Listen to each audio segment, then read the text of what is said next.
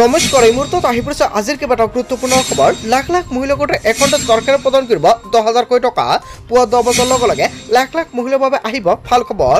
মহিলাসকলে অতি শীঘ্ৰে চেক কৰক আপোনাৰ বেংক একাউণ্ট। যদি আপোনাৰ টকা নাপায় দিব পাৰিব অভিযোগ।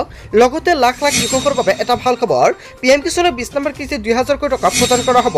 PM কিষাণৰ 20 নম্বৰ কিস্তিৰ ফাইনেল তাৰিখ ঘোষণা কৰা হৈছে। লগতে বহুতো কৃষকৰ একাউণ্টত চৰকাৰে PM কিষাণৰ টকা প্ৰদান নকৰে। লগতে নতুনকৈ ৰেচন কাৰ্ডক লৈ কেইবাটাও নতুন নিয়ম সলনি হৈছে। যদি আপোনাৰ ঘৰত ৰেচন কাৰ্ড আছে কি নিয়ম সলনি হৈছে। যদি আপুনি ইউপিআইৰ মাধ্যমে ট্ৰানজেকশ্যন কৰে তেনে ক্ষেত্ৰত আপোনাৰ বাবে কেইবাটাও নতুন নিয়ম সলনি হৈছে। চৰকাৰী ঘৰ নোপোৱা প্ৰতিজন ব্যক্তিয়ে পাব নতুনকৈ চৰকাৰী ঘৰৰ সুবিধা। লগতে কেইবাটাও ৰাজনৈতিক খবৰৰ লগতে অৰাজনৈতিক খবৰ যুগুত কৰা হৈছে আজিৰ দিনটোত। গোটেই অসম তথা ভাৰতৰ বিভিন্ন প্ৰান্তৰ পৰা যুগুত হৈছে কেইবাটাও ডাঙৰ খবৰ।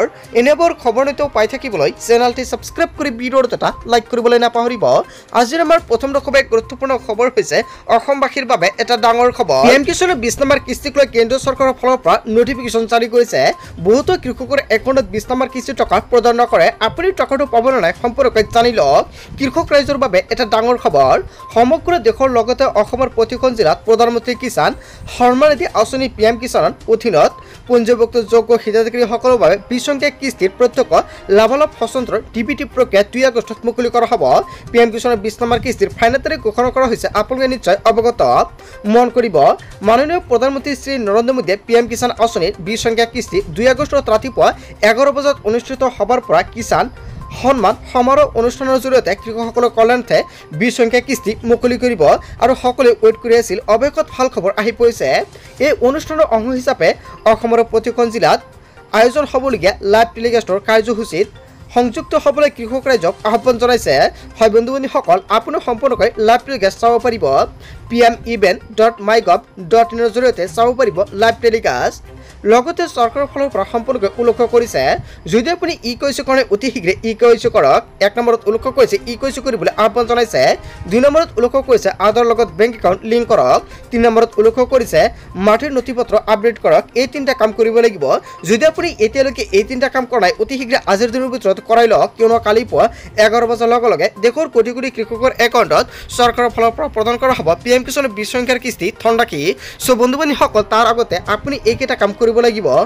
তাৰ পিছত অসমবাসী ৰাজুক জনাইছো আমাৰ পৰৱৰ্তী খুবেই গুৰুত্বপূৰ্ণ খবৰ। লগতে ডাঙৰ খবৰ, মুখ্যমন্ত্ৰী মহিলা উদ্যমিতা অভিযান সকলোৱে ৱেইট কৰি আছে কেতিয়া প্ৰদান কৰা হ'ব আত্মসহায়ক গোটৰ মহিলাসকলৰ একাউণ্টত 10,000 কোটি টকা। আজিৰ পৰা প্ৰতিগৰাকী মহিলাৰ একাউণ্টত সোমাবলৈ আৰম্ভ হ'ব 10,000 কোটি টকা।